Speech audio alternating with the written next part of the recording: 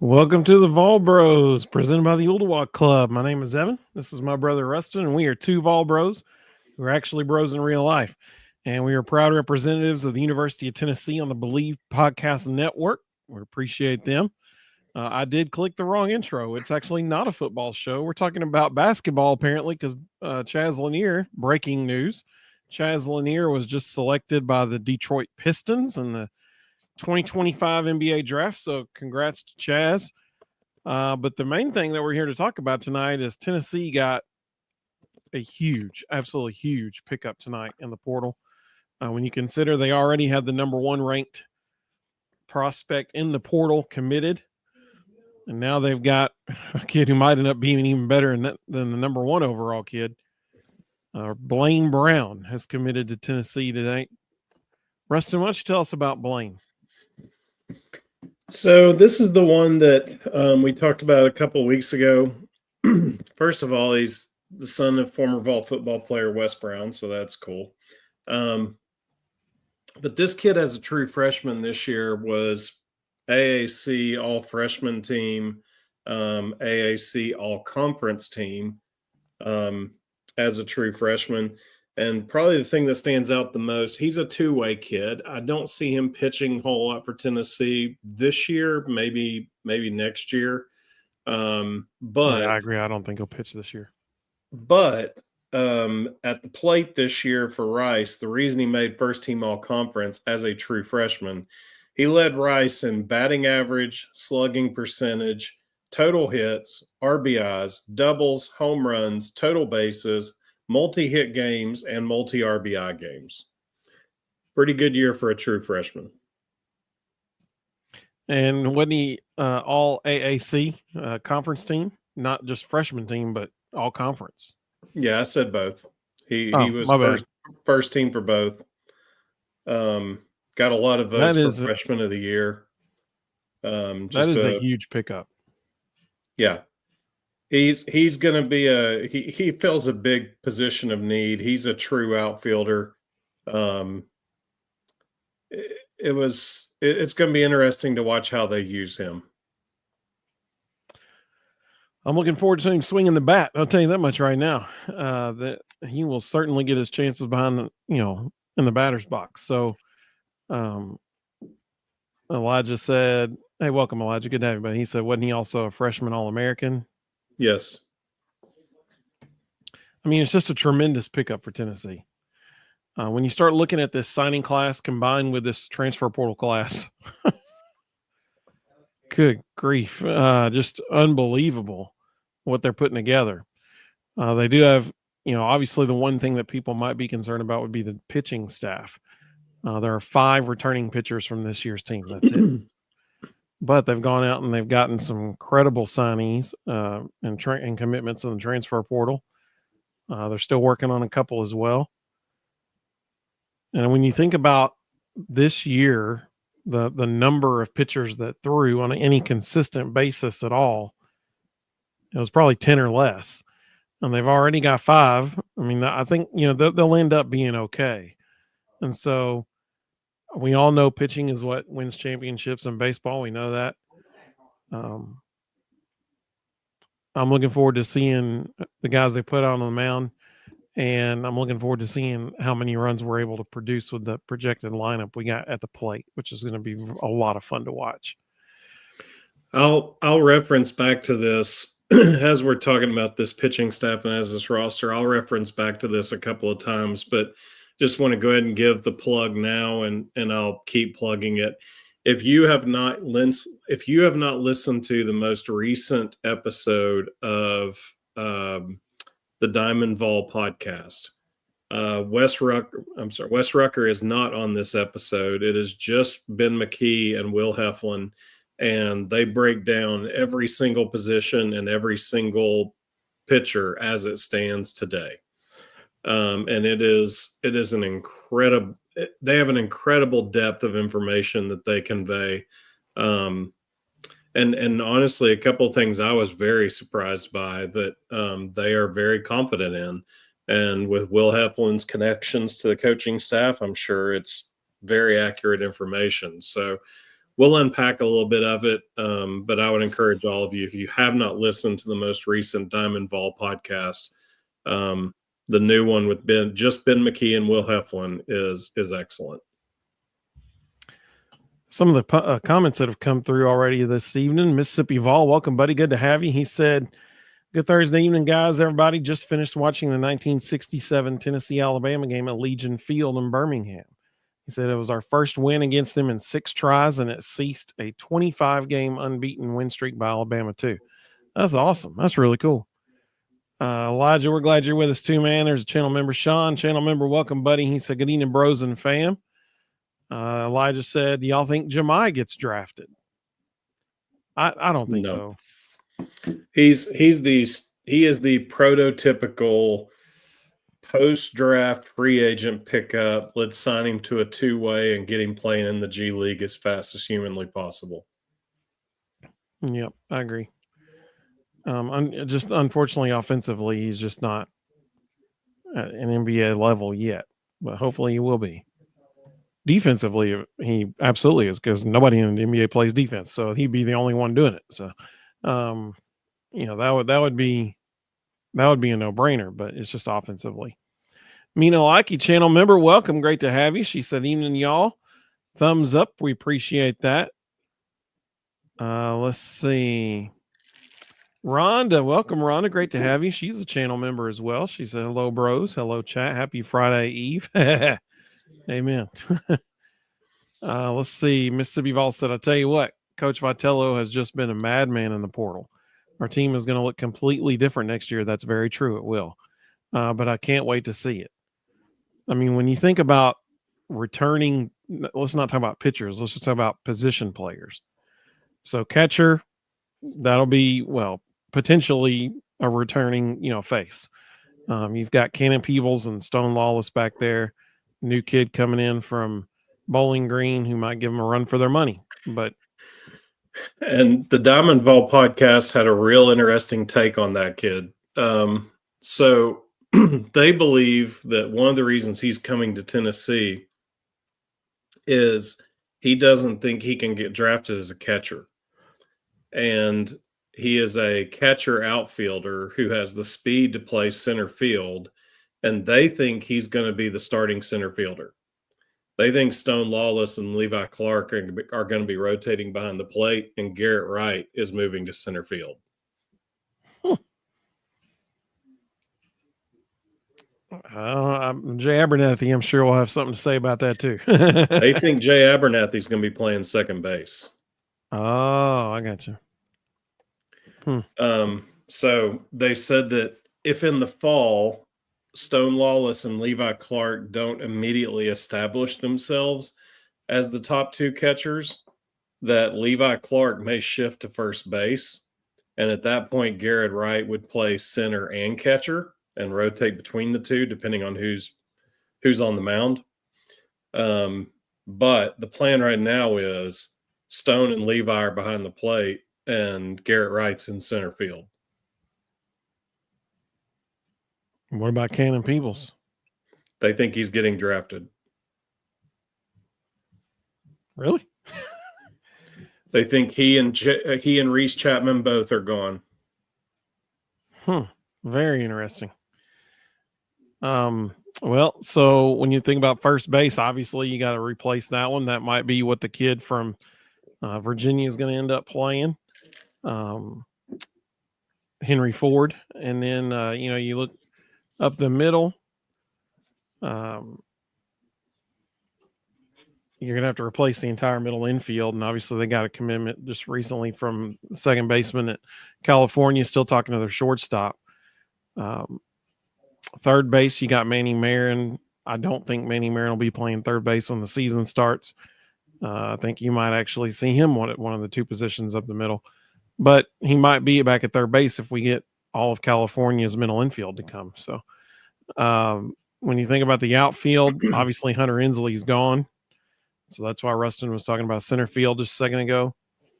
But left field, you're going to have Jay Abernathy back. You're going to have Blake Grimmer, Chris Newstrom. I mean, there's so options. this is another one. This was the other one I mentioned that surprised me. Tyler Myatt, the JUCO Player of the Year from Walters State, told Will Heflin and Ben McKee that he's either going to be playing left field or right field. He's got the bat to do it. So, which is interesting because his entire JUCO career he played infield. But he told them that he does not project as an infielder, and so they've already told him he's moving to the outfield, and he will either be in left or right depending on what happens with Henry Ford. No, that's pretty interesting. Let's see here.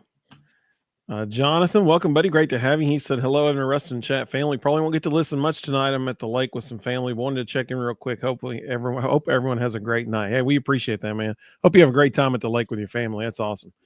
Hope you have a great time. Let's see here. Rhonda said, yeah, I got the orange shield. So that's the 2-month mark. Rhonda hit the 2-month mark. That's what I'm talking about. If you're on YouTube right now, you can see those in the comments as well. Let's see. Mino Lackey, welcome. Great to have you. Elijah said, Chaz got drafted. He sure did. Herb, welcome, buddy. He said, Chaz to the Pistons. Absolutely. Very excited for Chaz. Very excited. Rhonda said, well, she's talking to Mino Lackey. Elijah said, Chaz got drafted during a commercial. Next, Jokic confirm. There you go. Daddy Donnie, welcome. Great to have you. He said his dad is former Colorado running back and ex-Titan Chris Brown. Did I say Wes Brown? I can't remember, honestly. That's like 3 times I've done that. I know it's Chris, and for some reason I keep saying Wes. I don't know why. You both played at Tennessee, and I don't know why I have a mental block against Chris Brown. But yes, it is Chris Brown's son. Mina, like you said, I like it keeps moving ahead to football. Talking about her watch. Oreo Puppy Dog said, welcome, buddy. He said, everyone is saying Tennessee football is not good this year. I don't believe it. Nobody knows. That's the problem. Yeah. Anybody who's saying that is totally guessing. Yeah. They're unproven. I think that's a fair assessment because we don't even know who's going to be taking snaps at quarterback yet. But to say they're not good, nobody can say that because nobody knows. We just don't know. They're totally unproven. Let's see here. Mississippi Vol said, you'll have to excuse me. I have a bunch of old UT games from the 60s, 70s, and 80s. I love going back and watching them in the summer months. Amen, brother. That's what I do too.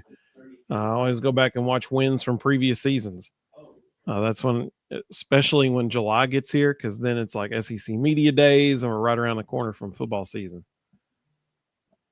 Rebel Juice said, Vols football, hey, welcome. Good to have you, buddy. He said, Vols football might be getting the number 1 running back in 2026. That's Savion Hyder. I hope they do. Herb said he thinks Manny Marin is going to be a shortstop. Potentially. Y'all all keep sleeping on Ariel. Kid got invited to the Cape Cod League. Manny Marin's not there.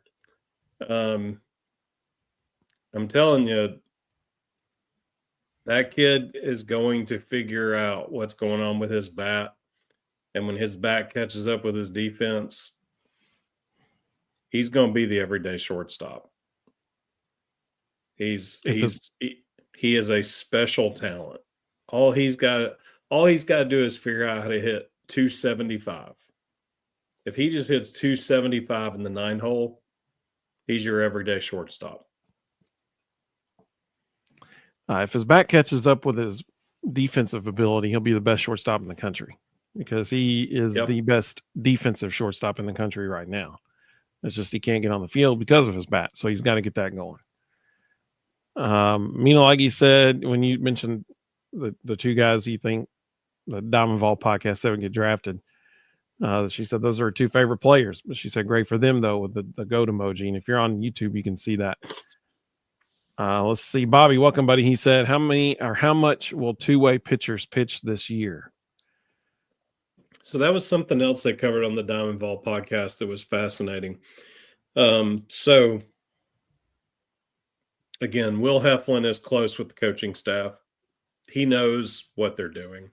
Their ongoing plan, with the new rosters, you're allowed to have 34 full scholarship players and no more.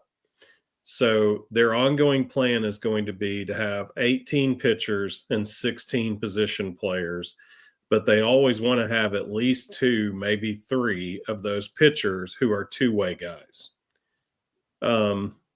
Now, the reality is this: once you get into SEC play, you only typically throw about 12 guys a weekend at most.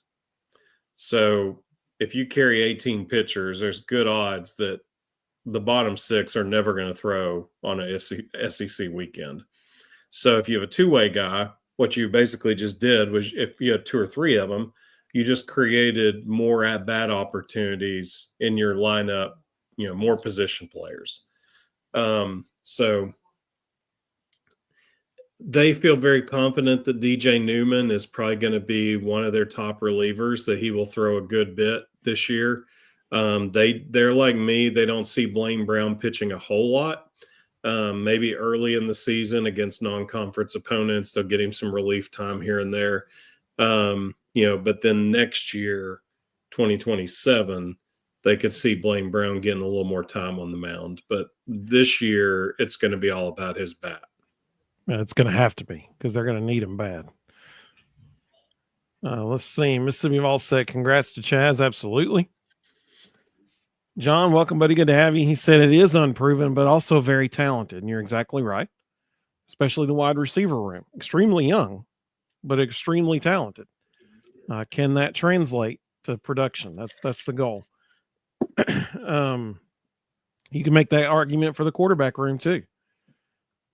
Extremely young, apart from Joey Aguilar, extremely young, but extremely talented. You've got a 5-star and a high 4-star sitting there waiting to beat out Joey for the job. So when you look at the defense is going to be totally fine. They are going to be totally fine. Now, the defense is going to be better than they were last year, and that's hard to do because they were really good last year. It's the offense that, the big question mark on the football team right now is the offensive line. It just is. You've got one returning starter. That's it. That is never a recipe for success. So that's going to be the big question mark this year. I would say that's more of a question mark. Obviously, quarterback's a question mark. But at least there you've got one dude who has at least played, meaningful snaps in Division I football. We only got one guy on the offensive line that can say that. And there's 5 dudes up there. So it's 20%. Not great. Let's see. Elijah said, I've watched the 2022 Bama game too many times this offseason and the Bama game last year. That's what I'm talking about. Rebel G said, I rewatched the 98 Natty game so many times I can reenact it play for play. That's what I'm talking about. That Peerless Price touchdown catch, man, that was a thing of beauty. Let's see. Elijah said, people don't understand the pop that dude has. When he was in high school, he was hitting bombs sitting in a chair. I think he's talking about Ariel. Bobby said, I agree. I pick Ariel Antigua. You got to play him. No, what he's talking about was real. There's a YouTube video of Ariel in high school sitting in a chair at home plate, hitting off a tee and hitting it over the fence. Let's see. Mississippi Vol said, he hit it off a tee? Mm-hmm. He hit it off a tee over the fence. Seated.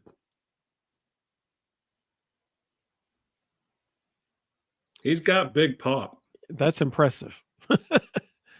That's impressive.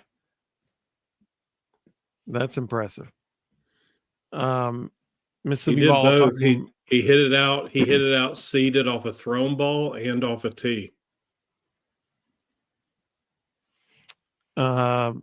Mississippi Vol, speaking of Blaine Brown's dad, said his dad was very underrated for us from 2004, 2007. He was a big receiver, small tight end, but he was a great blocker, had great hands. Coach Cutt would even use him and the Cotton brothers at fullback. Yep. Let's see. Herb asked a question, how is the Landon Mack recruiting going? I don't think anybody knows. His Tony family, was in. Yeah. Go ahead. Tony was in home this weekend. His sister, I don't know what the verb is for TikTok. His sister TikToked out a picture of him sitting at their kitchen table, jokingly saying, anybody know who this guy is? It's us and LSU. It's probably going to come down to who makes the most offer. Kudos to his family. I mean, nothing money's is leaking out. Well, I think they don't know. I think they're still weighing their options, trying to figure out which direction to go. That's fair.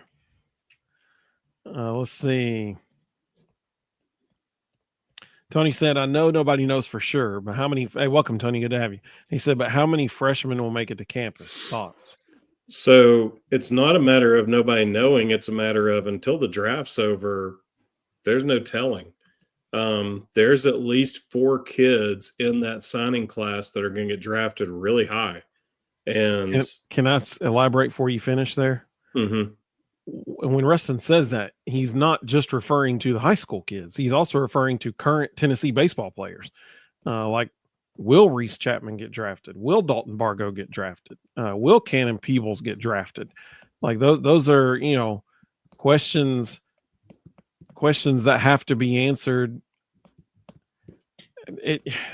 It's a really tough balancing act for the coaching staff right now, because you've got players on your current team and players who are supposed to be on your team next year. Dalton Bargo. Yeah. And nobody knows like if they're going to get drafted and where. And I mean, obviously some of the high school kids we know will be drafted, but the question is how high. If it's a first round pick, they're gone. I mean, the signing bonus alone, you can't turn that down. Right now, we have 4 high schoolers that are projected in the first 5 rounds. Those kids will probably get offered massive signing bonuses, and I would expect them to be gone. The other thing that has leaked out is our top JUCO pitcher, Sonny Mabbar. They kept saying he was a draft risk. He's actually probably not a draft risk. He's an academic risk, which makes him even more of a draft risk. Because if they don't think he can qualify, if he gets drafted, he's definitely gone. So is it possible that we have some kids who have signed who middle of July find out there's not a spot for them? Yeah, that could happen. There's going to be a lot of late summer shuffling of rosters, because there's going to be kids, not just for us, there'll be kids at LSU, there'll be kids at Texas who have committed and signed, and then they're going to find out the end of July that they don't have a spot. And they're going to be jumping ship and going anywhere they can at the last second. So a lot of these rosters are going to change throughout the month of July. And until that draft's over, no one really knows what they have. Yep, absolutely. Elijah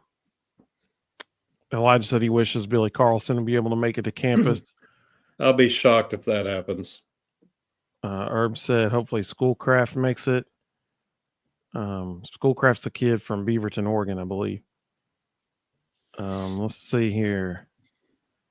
I'm still shocked that we got the kid from Oregon State's city to commit to Tennessee. That's incredible.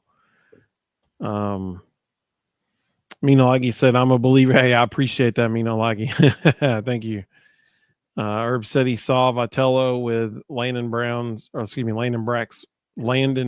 Max. There we go. That's hard. Apparently I can't say names. With his family. Hopefully he can close it. Hope so, but there's no telling. Money. Yep. Elijah said, in their way he does, projected top 10 pick. Yeah. Oreo Puppy Dog said, "Do you think Zakai Ziegler will get drafted in the NBA?" No. No, sadly not. Just not big enough. Do I think he'll play in the G League? Yeah, for sure.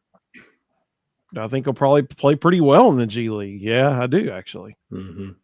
He and Jemai both. They're made for the G League. But do I think that he'll be drafted? Unfortunately, not. I wish he would. It'd be awesome, but he's just not big enough. Let's see. John asked, when can the transfer baseball start classes in Knoxville? I think in June. Yeah, technically they could start in June. So like already, a lot of them don't because they're playing in wood bat leagues, Cape Cod, things like that. Right. Which is good. That's where you want them. So they'll probably, a lot of them will make it to campus, late July when those leagues start ending, and they'll get into campus around that time. Bobby said, "Do you see any high school player having a spot this year?" I don't think anybody can predict that yet. Because again, we just don't know what the roster is going to be. And I'll give you a great example. There's two players that are on the current roster who did not go in the portal. Hunter High and Jackson Walker. Hunter High is a really good bat. Where's he play next year? Where does he project? Is he going to be at third? Is he going to be in the outfield? Jackson Walker was a high school top 100 who redshirted this year. He's an athlete. He could literally play anywhere. Where's he going to be? How does that affect the high schoolers coming in? If there's one that I think will make it to campus that could push for early time, it's probably the Tracy kid from Texas. He's one of the top high school outfielders in the country. Doesn't look like he's going to get drafted very high, so I could see him being on campus. But when you hear Tyler Myatt saying he's playing left or right field, and when you hear that Garrett Wright is probably going to be the everyday center fielder, how does the high school freshman or the high school, rising freshman, how does he fit into that mix? Especially when you've got all these options at DH with DJ Newman, Levi Clark, Blake Grimmer. I hate to say this because I'm sure I'm going to jinx it, but Tony has an annual problem of too much talent and not enough spots. And I just don't know where these guys are all going to fit in. It's a good problem to have, but it happens every single year.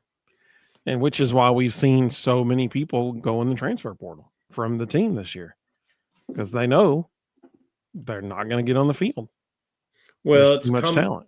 Yeah, it's a combination of that and the roster changes. I mean, they carried anywhere from 45 to, over the last 5 years, they've carried anywhere from 45 to 50 guys. Well, now you can only have 34, period. But that's hard and fast, no more. So, when you look at, I think it's 18 pitchers that are now in the portal, a lot of that's because they went from 50 players down to 34. Like, we just don't have room for them. Yeah.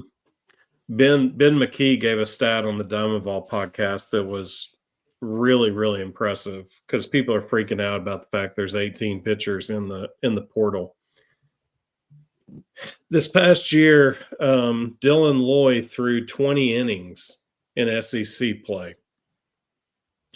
The remaining 17 pitchers in the portal threw 7 in SEC play. So when people freak out about the fact that there's 18 pitchers in the portal, let's be honest and go, actually only one of them mattered. Right. The other 17. The other 17 combined for 7 SEC innings.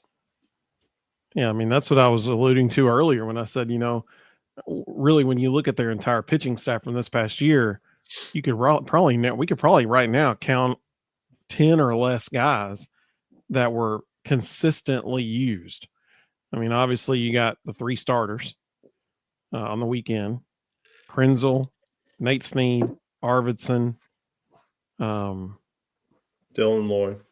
But Dylan, he only would come in for 1, maybe 2 hitters at a time. That was it. I mean, he was consistently used, so we'll count him. But I mean, really, he wasn't used that much. He was, like I said, just one. I think he probably led the country in 1-hitter appearances. Like, he would come in the game, they'd throw him to one dude, and they'd take him out. Like, it happened so many times. Situational pitching, and I'm sure that he and his family were sick and tired of it, which is why he's no longer a Vol. Tanner Franklin got used routinely. The left-handed kid that I'm curveball pitcher, cannot think of his name. Andrew Binky. You said Arvidsson. Yeah, I already said Arvidsson. You're right. Okay, so Binky, I mean, late in the season after he got back from injury, they started using him a little bit. That's pretty much it. That's it. That's 9 dudes, 9 guys. AJ Russell. Yeah. So 10 guys. So yeah, I mean, like, and that's what they were talking about. You typically have 12 at most that you throw on a weekend. So, really it's just about your top 12. I'm going to go. So to answer this question, do you see any high school kids? So this Cruz Schoolcraft guy, he intrigues me. Left-handed pitcher, 6'8". So you got to figure by the time he strides towards the plate and lets go of the ball, I mean, if it's 60 feet 6 inches from the rubber to the home plate, by the time he lets go of it, it has to be about 51 feet. Has to be. With the pitching staff, being the way it is with so many in the portal, could this kid push for time on the mound? Yeah, he could. So that there's a freshman who could. Mississippi Vol said, "Hey everybody, while you're at it, just go and hit that like and subscribe button." I think that's that's fantastic advice. He said, "You'll sleep much better tonight and you'll have a better Friday for doing so." I think you are a brilliant man. He is exactly right. We're just trying to help everybody sleep better. That's all it is. Have a great Friday and sleep better tonight. That's what I'm talking about. Sam said he had heard Tennessee. Welcome, Sam. Good to have you. He heard Tennessee had 52 players on scholarship this year. When you look at that number plus the new class coming in, we have to get rid of big numbers to reach 34, and so do the other teams in the SEC. Now, I want to address that second part because so you just hit the nail on the head, in my opinion. That is what's going to be fascinating. How many guys from teams like Tennessee and LSU and Texas are going to end up at other SEC schools like South Carolina and Missouri? And all of a sudden, those teams are going to get way better because they've got all the backup players from the other top tier SEC schools. I think the other thing you're going to see is all the mid majors get significantly better overnight. 100% agree. They're going to have, a guy like for example, and he's not leaving, but let's say Blake Grimmer left. Blake Grimmer would be the starting shortstop at every mid major in America. So a guy like that leaves, and all of a sudden Southern Miss, for example, gets way better really fast. East Carolina. Yeah. That's why, like Dylan Loy, for example, Dylan is going to go be a starting pitcher somewhere in the SEC. Like that's the bottom line. He will go pitch somewhere. It could be the SEC, might be the ACC, could be the Big Ten. But he will end up at a Power 4 school as a starting pitcher, and we're going to see him do awesome things. I hate that we lost him, but He's going to be a big time arm somewhere, and I wish him nothing but the best. Hey, I do have one special announcement. Reed, if you're watching right now, first of all, shout out to Reed. But look what we found at Publix. This is what I'm talking about. This year's Football Time in Tennessee magazine has hit the shelves, and y'all, this thing is fantastic. I mean, look at the quality of the pages. There are, coaching profiles and player profiles, just really good quality. Apparently, I'm trying to do this backwards on the screen. I mean, look at that. That's really, I mean, it's awesome. It's so good. And so, I mean, if you're a Tennessee football fan, this is the definitive preseason magazine that you need right here. And so we got Arion Carter and Mike Keith on the cover this year. That's what I'm talking about. Founded at Publix, where shopping is a pleasure. Publix, not a sponsor, but our DMs are open, Publix. So, found it there. I strongly recommend everybody go pick yours up tomorrow. It'd be a great reading material for the weekend. Mina, like, he's excited. She's like, hey, that's what I'm talking about. I've seen him at Barnes & Noble before. So, anywhere you find your magazines, go pick up a Football Time in Tennessee magazine. Support our good buddy Reed Carringer and his family. They do a phenomenal job on that production, that publication. Let's see. Josh asked a question here. Josh, welcome, buddy. Good to have you. He said, do y'all worry this is kind of like when Saban couldn't stick all the talent anymore, and he got out real quick when he knew he didn't have all the best players, or couldn't stock all the talent anymore? I think it's different because the roster sizes are so different. Well, and everybody else is in the same boat. Yeah, this is going to be fascinating because this is what I predict is going to happen. I think that the top 15 programs are going to stop really recruiting high school, because if you're a high school kid good enough to come in and play as a freshman in the SEC, you're probably also a draft risk. So, and there will be a few rare exceptions, but I don't think you're going to see many freshmen starting in the SEC anymore, because they're either going to go pro or they're going to go to a mid-major for a couple of years, because the SEC is going to use all their money to go sign the best players in the portal and be junior and senior heavy every single season. So, I think what you're going to see is, I've got 34 scholarships to work with. I'm going to go find the 34 best players I can get for that money. And, it's going to be rare for a freshman to be in that mix. And rosters are going to look like this every year. They're going to be totally different every single year. Constant turnover.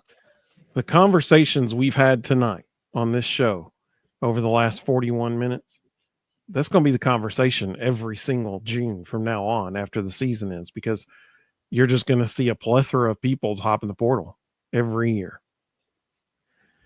Let's see here. Nolan, welcome, buddy. Good to have you. He said, hey, guys, with the Vol Bros logo. That's what I'm talking about. He's a channel member.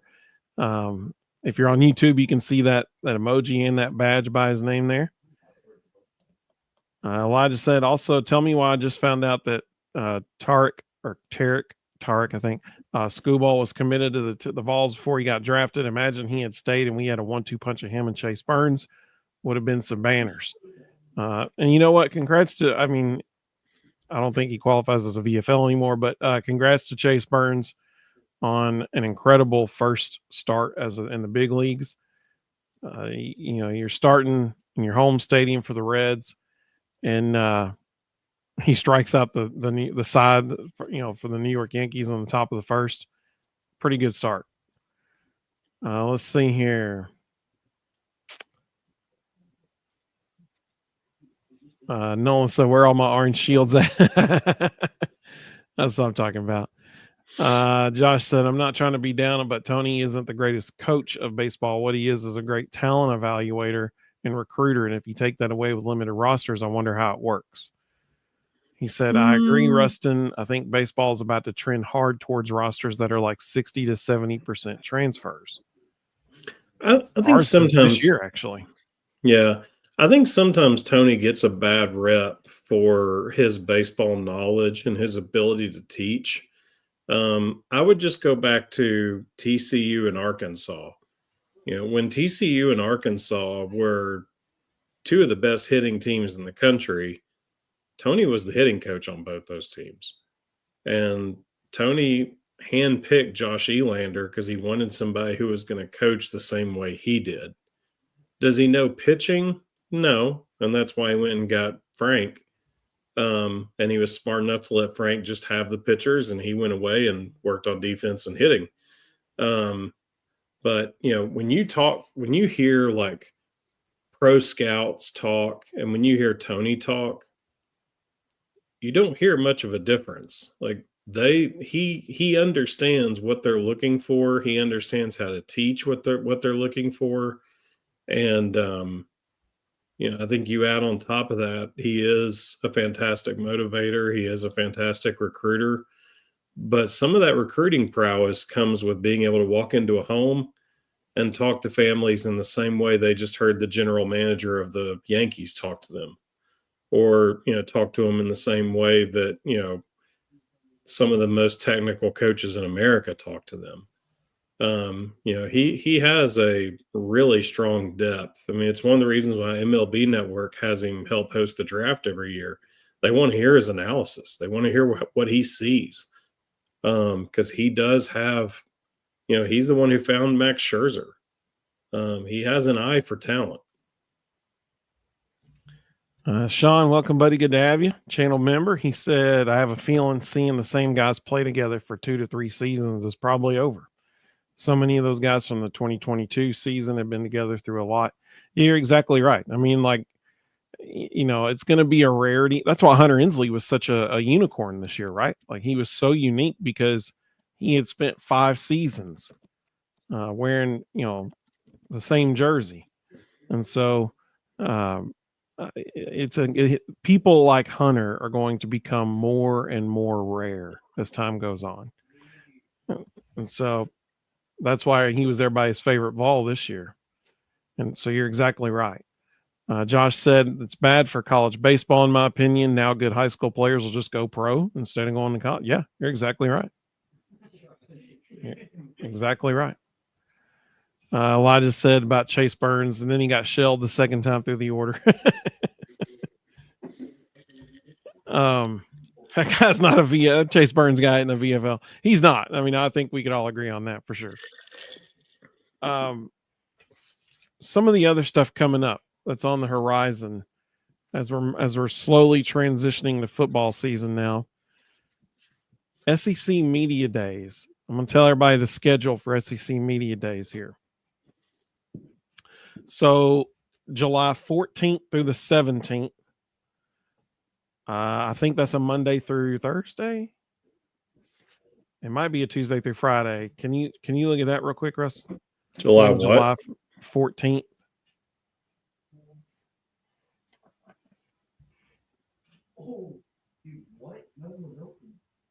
July 14th is a Monday.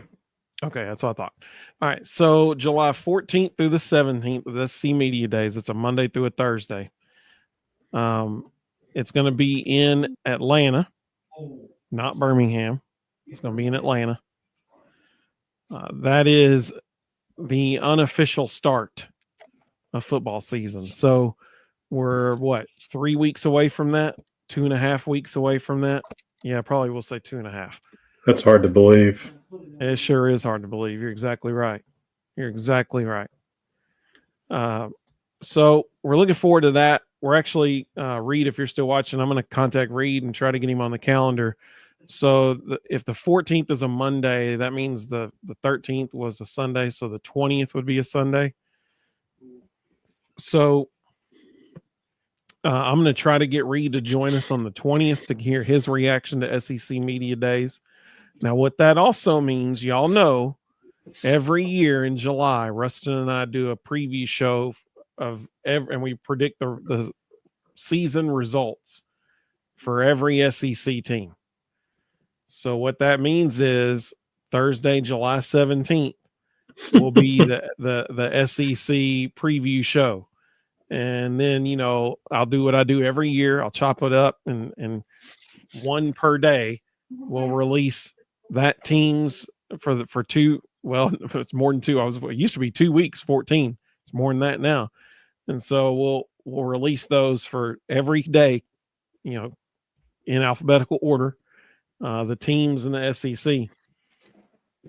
It's always funny because every year there's one team who, listen, not everybody in the SEC can be like 10-2, right? So, like, not everybody can be 11-1. It's literally impossible. And so every year, there's always one or two teams that we say is going to go like 4-8 or 3-9, something like that. And people lose their minds. It's hilarious. Last year, Mississippi State, they were our biggest fans for 2 weeks. We got a lot of interaction from the state of Mississippi last year. The year before that, it was Missouri.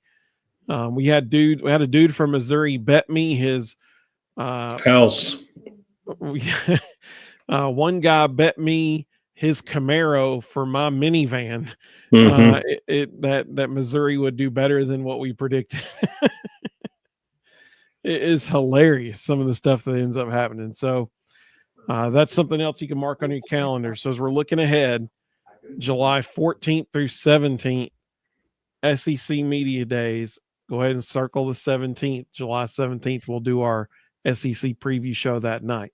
And then I'm going to keep saying it at least once a week between now and when it happens. August the 28th. It's the Thursday night before the opening game of the season. August the 28th. We're going to host an SEC football trivia night live on the interwebs as our show that night. Is going to be a blast. So you're going to want to tune in that night. There will be a prize for the winner. And you're going to make it most effective for you, you're going to want to have two screens going. One that you can watch the show, and then one that you can answer the questions for the trivia. So July 17th and August 28th. Those are going to be good shows. You want to mark those on your calendar. Some of the comments that came through there as we were talking, Mingalaki liked the story about Missouri. It was hilarious. I was in a hotel room when I got that text, and I was like, wow. We were on family vacation, and I was like, okay. Two things. Number one, NBA.com is grading each pick of the draft as it's happening, or shortly after it happens. They just graded Chaz to the Pistons an A+ pick. Said he is a perfect fit for what they need. He will fit their roster immediately, and they expect him to be an immediate part of what they do. That's awesome. Second thing, have you seen the schedule for SEC Media Days? I have not. No.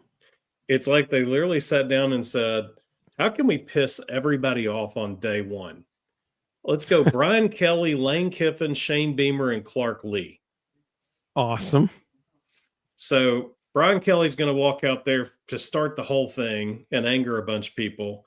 Then Lane and Shane are going to come behind him and piss off everybody else. And then Clark Lee's going to wrap up and say Vanderbilt's going to win the SEC. It's going to be quite the day. I'm sure he'll bring Diego Pavia with him. Yeah. So to Rustin's point, here's the schedule and this is the order that they will be on the stage. The coaches will be on the stage. On Monday, you've got LSU and Brian Kelly, followed by Ole Miss and Lane Kiffin, followed by South Carolina and Shane Beamer, followed by Vanderbilt with Clark Lee. On Tuesday, July 15th, you've got Auburn with Hugh Freeze starting the day off, followed by Georgia and Kirby Smart, followed by Tennessee and Josh Heupel. So Josh Heupel will be on the stage. If he's the third one of the day, you're probably looking at between 11:30 and 12 o'clock noon. He will be on the stage Tuesday, July 15th. That's Eastern time, by the way, what I was just saying. Tuesday, July 15th. And then Texas and Steve Sarkisian will end that day.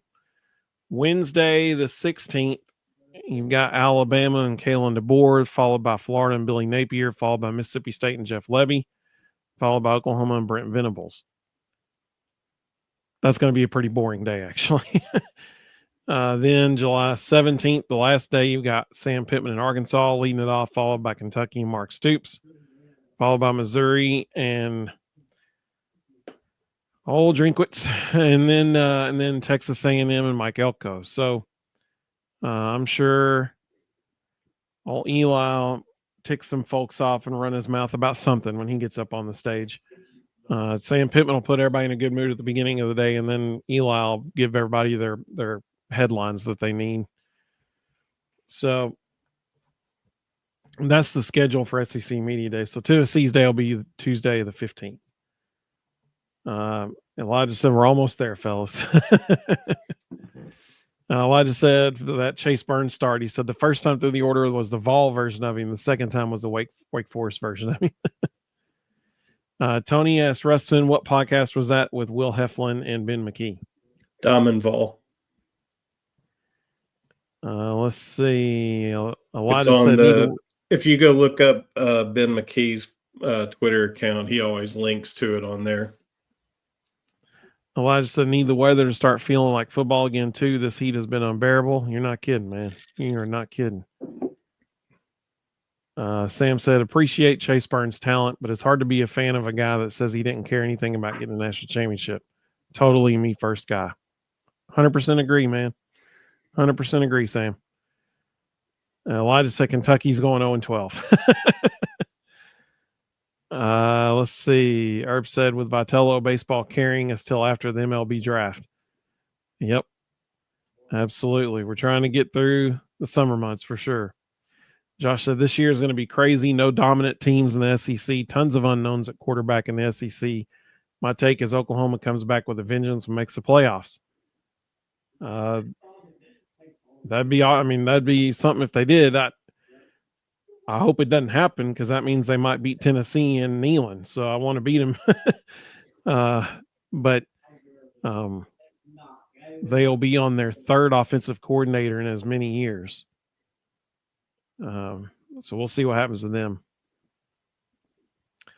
Josh said, I can see Tennessee finally beating Georgia this year, but then losing to Oklahoma or someone like that. It's Tennessee. Anything can happen, that's for sure. Mina Laggy said, go Swaggy Chaz. Absolutely. Mina Laggy said, and Clark Lee is going to say they're going to own the state. Let's see. Josh said, would y'all rather be top 10 in everything like we have been or go all in on football? Are we falling behind a little bit to football-only schools, Georgia and Bama, to an extent? Georgia is becoming more of an everything school with basketball and baseball succeeding as much as it did this year. We are still the epitome of an everything school, in my opinion, us and LSU. As far as SEC schools are concerned. But I'd rather be rather be top 10 in everything, personally. Yep. Because, if you're a top 10 in football, you're going to the playoff every year. Yep. But you give us your opinion. What would you do, Josh? Josh said LSU has basically punted men's basketball and gone all in on football and baseball. But also women's gymnastics. They're one of the best teams in the country every year, women's gymnastics. LSU has never really been a household name, or I shouldn't say it. In recent history, LSU hasn't really been a household name in basketball. You have to go back to the Dale Brown era for when they were relevant there. Will Wade had a couple of good years, but for the most part, LSU basketball has kind of been an afterthought for about 20 years. Once Shaq left and Dale Brown left, they haven't really been the same since. Rhonda says she wants it all. Give her top 10 and everything. That's what I'm talking about, Rhonda. That's a great question from Josh. That's a really good question. Do you want to be top 10 and everything or go all in on football? That's a really good question. I'd love to hear your answer, Josh. To the 265 people watching across, 266 people watching across all three platforms, y'all are awesome. Thank you very much. We appreciate you. Any other things on your mind this evening, Ruston? Nope. There's 8 picks left in the draft for Jemiah to sneak in if he's going to. Yeah, just don't think it's going to happen for him. He'll be in the G League though, undrafted Yep. free agent. Like you said, she agrees with Rhonda. She wants top 10 and everything. It's like I said earlier, he's one of those guys within hours of the draft ending, he'll get a free agent contract. Somebody will sign him to a 2-way deal, and he'll get to immediately start playing in the G League. I like Josh's answer. I think it's a great answer. He said, I think top 10 in everything, but only if we win a championship in one of the major sports like once every 5 years. Absolutely. I mean, if you're there in the top 10 that frequently, sneak through and win one every once in a while, right? Totally agree. Especially women's basketball. I mean, that's they can do that for sure. Josh said, otherwise you're always first loser. Yeah, you're right. For sure. Absolutely. Well, we appreciate everybody so much for joining us this evening. Be on the lookout, like I said, for those important days on the calendar. Save the date for July 17th. That's going to be a great show. August the 28th, another great show. We're going to try to get Reed on here the July 20th, which will be the Sunday after the SEC Media Days. If you are a Watch Party fan member, our members only live stream for Watch Party fans will be this Sunday night at 8:00 p.m. We are it's almost 1 year to the day exactly from when the Tennessee and Nike contract ends. And so that's going to be the primary topic of discussion. And here's what I want to do. I'm going to ask everybody who's with us that night 2 questions. Actually, I guess it's 3. I'm going to ask you to say, what do you think is the best argument for staying with Nike? And what do you think is the best argument for moving to Adidas? And then I'm going to ask you to pick which one you think we should do. So that's going to be our topic of discussion Sunday night at 8:00. Then right after that, regular Vol Bros time, Sunday night at 9:00, we will be right here live. And so we hope you join us this Sunday as well. Mississippi Vol said, guys, hope your Friday and weekend are A1. Looking forward to Sunday already. Yeah, I appreciate that so much. Thank you. Josh said, VOLS, go Vols, go. Absolutely, man. Absolutely. Like he said, thanks, guys. Great show as always. Hey, we appreciate that so much. Josh said, whoever gives us the most money, case closed. That's a pretty good answer. That's a good answer. Like he said, Adidas. There you go. Well, I'm sure this will come back up Sunday night during our live show, our regular live show as well, because it's going to be 1 year. If you think, well, it's 1 year away, that's plenty of time. No, it's not. They got to know now, man. Like they might already know, and they just hadn't announced it yet. When you start thinking about just replacing apparel, like the Vol Shop and, Alumni Hall, places like that, places where they're going to have to start whole fire sailing Nike stuff to create room on the inventory shelves for Adidas. Like and try to salvage some sort of, some money off the stuff that they've purchased already. Places like Alumni Hall, they're going to be like, oh no. You're going to get a lot of great, if they move to these, you're going to get a lot of great Nike Tennessee stuff for a really good price for a while. Rhonda said, great show, bros. Great job, chat fam. Hey, we appreciate you, Rhonda, so much. Thank you. Josh said, great show, guys. Hey, thank you so much, man. We really do appreciate that. We hope everybody has a great evening.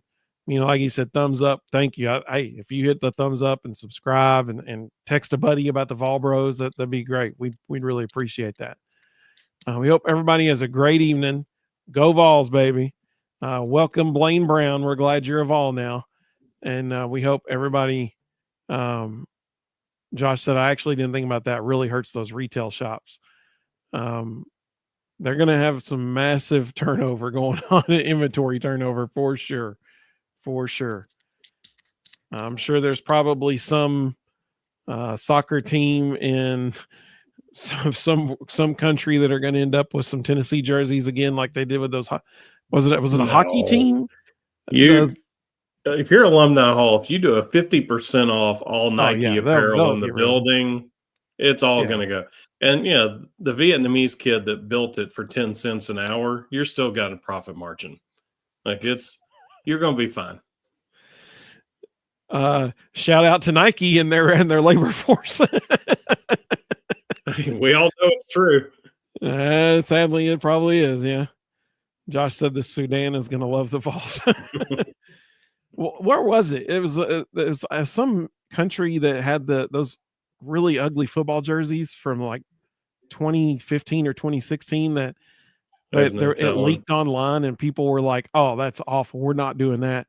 And they ended up with some hockey team somewhere in some country. I can't remember where it was. But it was those smoky gray ones that had the checkerboard down the whole sleeve. Mm-hmm. And it was an Adidas one. I remember that.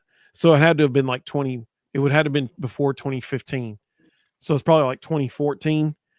And it like 3 months later, these photos of these hockey players in some locker room after their game, they were like this, and it was those Vols Adidas jerseys that they had sent somewhere. I don't remember where it was, but I remember that hockey player thing. That was hilarious.